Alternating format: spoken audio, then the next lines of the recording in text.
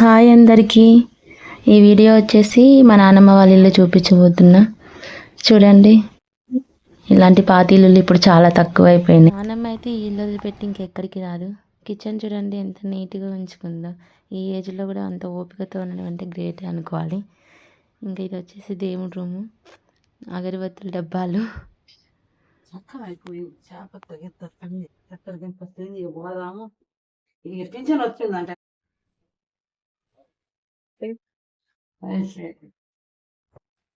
చాలా చీరలు ఉన్నాయి నాన్నమ్మని.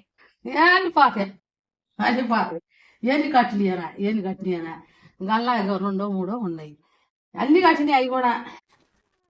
వాతావరణం చాలా పీస్ఫుల్గా ఉంది. మా పాపకి ముగ్గులు వేయడం అంటే చాలా ఇష్టం.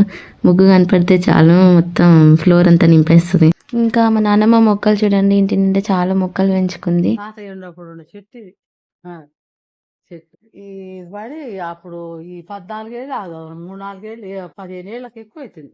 16-17 ఏళ్ళు అవుతుంది. తాతయ్య నిమ్మకాయలు కాసేదా? అప్పుడు కాయాల తక్కువ. కోతులు రాకుంటుందమ్మా, ఏమో కాయలు కాసురా.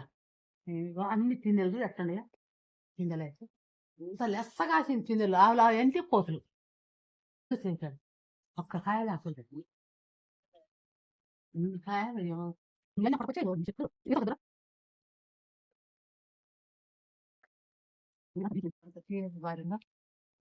సొరచెట్టు తీగ మంచిగా పారింది.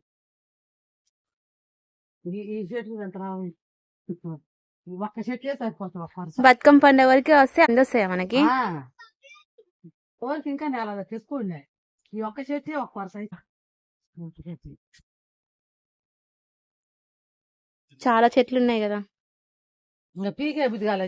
ఇక 12 పూలు పూస్తే ఇక 9 పూలు పెట్టి దేవునికి అయితే ఇక పూసింది. మన చెట్టు అయితే ఇన్ని పూలు పూసేది అక్కడ పోసిన. మా కోసం అయితే పప్పు గారెలకి నానబెట్టింది, పప్పు గారెలు చేస్తుంది. మేము వచ్చినామంటే ఏదో ఒకటి చెయ్యండి కోదు మా నాన్నమ్మ ఖచ్చితంగా ఏదో ఒకటి చేసి పెడుతుంది. పప్పు గారెలు బాగా చేస్తుంది. ఇంకా మిక్సీలో కంటే రోట్లో వేస్తే బాగుంటుంది కదా. పెసరపప్పుని గంట ముందే నానబెట్టి ఇట్లా రోట్లో వేసి రుబ్బి కట్టెల పొయ్యి మీద చేసిన గారెలు చాలా టేస్ట్ ఉంటాయండి. మీరు కూడా ఒకసారి ట్రై చేయండి. మా వారైతే పీస్ఫుల్గా మంచిగా మంచం మీద కూర్చొని సెల్ చూస్తుండు. ఎంతైనా ఇంత ప్రశాంతమైన గాలి వాతావరణం మనకి ఎక్కడ దొరుకుతుంది చెప్పండి. ఇంకా గారెలు చేయడం అయితే స్టార్ట్ చేసినాం. చూడండి, నాన్నమ్మ గారెలు వేస్తుంది. ఓకే అండి, bye. Thank you for watching. Subscribe my channel.